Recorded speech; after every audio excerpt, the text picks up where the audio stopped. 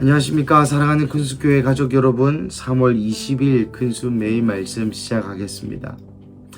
오늘 본문은 마태복음 23장 29절부터 39절까지의 말씀입니다. 오늘 본문은 예수님께서 서기관과 바리새인들을 비난, 비판 또는 정죄하시는 그러한 장면이죠. 특별히 29절부터 33절까지는 바리새인들과 서기관들의 외식함, 또 교만함, 또 위선적인 모습들을 꼬집어 비판하십니다. 특별히 이들은 바리새인들과 서기관들은 선지자들의 무덤과 의인들의 피석을 세웠다고 이야기하고 있습니다. 그러면서 이야기하기를 만일 우리가 조상 때에 있었더라면 우리는 그들이 선지자의 피를 흘리는데 참여하지 아니하였으리라. 이 조상들이 하나님의 말씀을 전하였던, 옳은 말을 전하였던 그 선지자들을 많이 죽였죠. 왜냐하면 자기들이 듣고 싶은 말을 하지 않았기 때문입니다.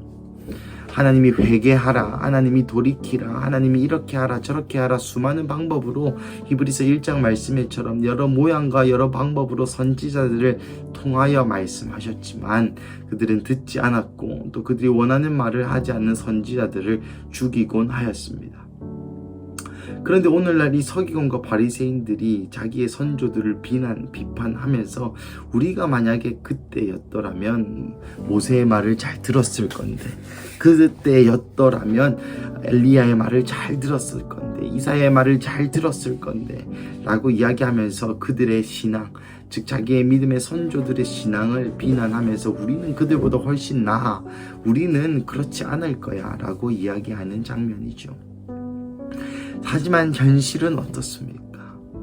선지자 중에 선지자시요, 참 선지자시요, 나아가 하나님의 본체의 형상이신 예수 그리스도, 하나님 그 자체이신 그 예수 그리스도도 눈앞에 두고도 알아보지 못하는 지경에 이르는 이 서기관과 바리새인들의 그 위선적인 모습을 비꼬는 것이죠. 그러니 사실 이들이 선지자의 무덤을 꾸미고 의인들의 비석을 꾸몄다는 것조차도 사실 선지자와 의인들의 그 믿음의 유지를 이어받는다는 허울 좋은 명목만 있을 뿐, 내가 이렇게 신앙이 좋아, 내가 이렇게 선지자들의 말을 잘 들어, 내가 이렇게 하나님이랑 가까워 라고 사람들에게 의스대기 위하여 한 것임을 알 수 있죠. 그러한 위선적인 모습들, 그러한 앞과 뒤가 다른 모습들을 보면서 예수님께서는 33절에 뱀들아, 독사의 새끼들아, 이 당시에 유대인들로서 할 수 있는 가장 최상의 욕이 이 독사의 자식, 독사의 새끼라는 말입니다. 왜냐하면 이 말인 즉슨 지옥 갈 놈들이라는 것이고, 유대인들에게 가장 큰 욕이 지옥 갈 놈들이라는 말이기 때문입니다. 사탄의 자녀들이라는 표현이죠. 이 본문을 읽으면서 저는 마음이 편하지만은 않았습니다. 왜냐하면 제 마음 가운데 이 서기관과 바리새인과 같은 모습이 있는 것이 발견되었기 때문입니다. 저는 제가 선지자들의 무덤이나 의인들의 비석을 꾸민다는 것이 아니고요. 제 마음 가운데 있는 남을 나보다 낮게 여기는 그 일련의 마음들이 발견되었기 때문입니다. 어떤 한 분이 어떤 안 좋은 시즌이나 또 어려운 시즌이나 그런 것을 지나가고 있을 때에 그분들의 행동이 성숙치 못할 때, 혹은 그분들의 행동이 약간 그 성경에서 벗어나 보일 때에 그러한 마음을 갖는 것이죠. 내가 만약에 저 상황이었으면, 그 상황에 처해보지도 않았음에도 불구하고 내가 만약에 저랬으면 나는 그렇게 하지 않을 거야.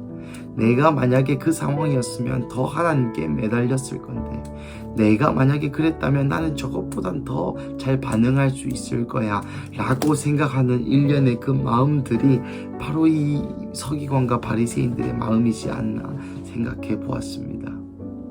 이 교만하고 위선적인 마음들, 사랑하는 가족 여러분, 우리가 진짜 가족이라면, 아니 하나님께서 우리에게 갖기 원하시는 마음은 이러한 것들이 아닐 것 같습니다. 우리가 가족이라면 함께 그 자리에서 울어주고, 또 함께 걸어주며 나아가 그러한 상황이 있을 때 죄값을 치러야 한다면 함께 그 죄값을 감당하면서 옆에 서주는 그 사람, 그 가족됨, 그 하나됨, 그 마음을 주께서 우리에게 가지시길 원하시지 않나 생각해 봅니다. 그런즉 이 34절부터 37절까지의 말씀은 이러한 서기관과 바리새인들의 말로 마지막이 어떻게 될 것임을 예수님께서 예언하십니다. 그래서 너희가 그렇게 선지자들의 말을 잘 들을 거라고 얘기하고 너희가 선지자들의 무덤을 꾸미지만 내가 너희에게 선지자들을 보낼 것인데 너희는 그들의 말을 듣기는커녕 더러는 죽이거나 십자가에 못 박고 더러는 회당에서 채찍질하고 박해하리라. 따라다니면서 박해하리라. 너희가 선지자를 믿고 존경한다고? 아니야. 너희 선지자를 더 박해하고 그들을 죽일 것이고. 그래서 35절부터 36절까지는 엄청난 무서운 진노의 말씀이 쏟아집니다. 아벨의 피로부터 사가랴의 피까지 땅에서 흘린 의로운 피가 다 너희에게로 돌아가리라. 여러분, 아벨이 누굽니까? 첫 순교자죠. 사가랴는 누굽니까? 마지막 선지자입니다.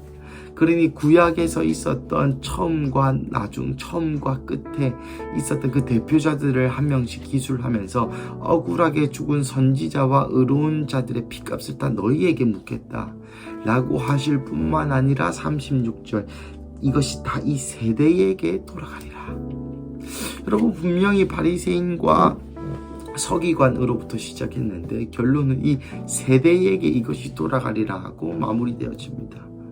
한 세대는 거의 30-40년에 걸쳐서 한 세대라고 보는데 실제로 이 성경이 쓰여진 시점보다 한 30-40년 있다가 AD 70년경에 예루살렘이 멸망하는 것으로 이 말씀이 성취가 되는데요. 실제로 이 말씀을 들었던 그 세대의 사람들이 멸망을 경험한 것이죠.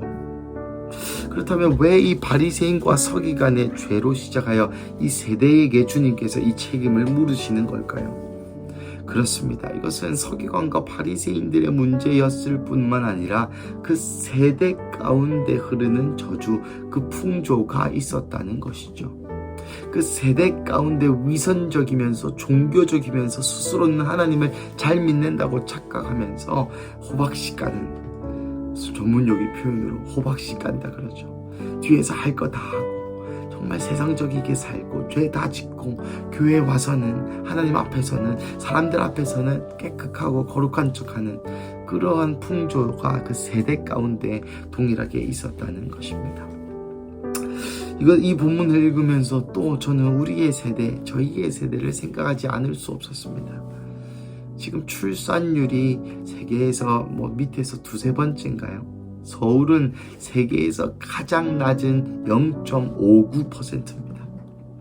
4명의 부모 중 한 커플만 한 명만 놓는 것입니다. 4대1이죠. 4대1. 여러분, 이것이 정말로 말이 안 되는 숫자입니다. 2050년 지구과학 보고서인가요? 그 미래 보고서에 보면은 2050년에 가장 먼저 멸망할 나라가 대한민국이랍니다. 그러한 통계와 그러한 사실들, 그리고 하나님을 대적하는 그 수많은 풍조들이 저희 세대 가운데 있음을 볼 때에 가슴이 정말 마음이 아픕니다. 하지만 소돔과 고모라 때처럼 의인 10명을 통하여 그 도시를 구원하시는 예수님, 하나님께서 지금 부산 땅에, 이 한국 땅에 있는 예수를 사랑하는 자들을 통해서 이 한국을 회복시키실 줄로 간절히 믿습니다. 사랑하는 가족 여러분, 38절 39절은 이제 그래서 예루살렘이 멸망할 것을 다시 한번 38절에 예언하면서 39절 예수님의 재림의 때 찬송하리로다 주의 이름으로 오시는 이여, 이것에서 많이 들어본 구절 아닙니까?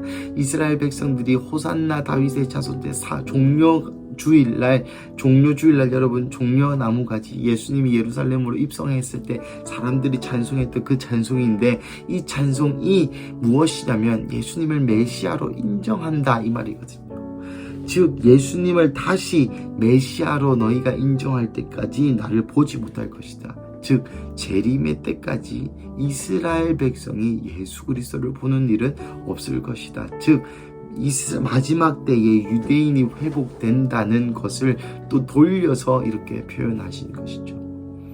마지막 때에 유대인들이 찬송하리로다 주의 이름으로 오시는 이어라고 재림 예수를 메시아로 인정하면서 진실된 찬양을 고백을 할 때, 그때에 예수님이 그들을 보게 된다는 것입니다. 말씀을 마무리하겠습니다. 사랑하는 가족 여러분, 오늘 본문을 통해서 어떤 것을 느끼셨습니까? 저는 첫째로 이 위선된 마음에 큰 찔림이 있었습니다. 아까도 말씀드렸지만 남을 나보다 낮게 여기는 마음, 내가 너무나 똑똑하고 내가 너무나 성경적이고 내가 너무나 완벽한 의로운 존재라서 다른 사람들이 얼마나 죄짓고 어떻게 죄짓고 이러는 것이 여러분 솔직히 0.1초 만에 다 판단이 되지 않습니까? 저는 그렇습니다. 이 위선적인 마음을 주님께서 기뻐하시지 않는다는 것이죠. 주님께서 기뻐하시는 삶은 내 마음과 정성과 뜻을 다해 하나님을 사랑하는 것이죠. 나아가 우리의 삶 가운데 예수님을 참 예수님으로 대우하는 일입니다. 오늘 서기관과 바리새인들처럼 자신의 종교성 안에 갇혀서 자신이 생각하는 그 신앙 안에 갇혀 있는 것이 아니라, 그래서 눈앞에 있는 예수님도 인정하지 못하고 눈앞에 있는 예수님도 누구신지 바라보지 못하는 그러한 사람이 되는 것이 아니라 겸손하게 하나님과 동행하는 것. 얼마 전에 미가서 말씀 6장에 미가서 말씀을 우리가 함께 묵상하였는데요. 그 말처럼 겸손하게 하나님과 동행하고 공의를 행하고 자비를 사랑하는 그 마음으로 하나님과 함께 살아가는 그것을 오늘 본문을 통해 또 주님 우리에게 말씀하시는 것 같습니다. 사랑하는 가족 여러분, 우리 함께 이 본문 가지고 기도하시겠습니다. 사랑하는 하나님, 감사합니다. 오늘 본문을 통하여 우리에게 다시 한번 이 위선에서 벗어날, 다시 한번 이 교만함에서 벗어날 기회를 주심에 감사합니다. 하나님, 서기관과 바리새인 같은 모습이 제 모습 가운데도 여전히 있음을 주님 인정하고 또 인정합니다. 하지만 주여, 이것을 벗어날 방법을 또 우리가 알지 못함을 다시 또 인정합니다. 사랑하는 하나님, 이 시간 다시 기도하는 것은 하나님, 우리 가운데 있는 이 교만함을 주님 걷어가 주시옵소서. 미가서 말씀처럼 공의를 행하고 자비를 사랑하며 겸손하게 하나님과 동행하는 삶 살 수 있도록 주님 우리를 도와주십시오. 그래서 이 서기관과 바리새인들과 같이 예수님이 눈앞에 계신데도 알아보지 못하는 자가 되는 것이 아니라 내 안에 살아계신 예수님, 또 분명히 말씀하시는 그 하나님의 말씀, 그 하나님과 예수님의 그 인도함대로 나의 삶이 오늘도 이끌려갈 수 있도록 주님 우리를 도와주시옵소서. 주님 감사합니다. 이 모든 말씀 살아계신 예수님의 이름으로 기도드립니다. 아멘.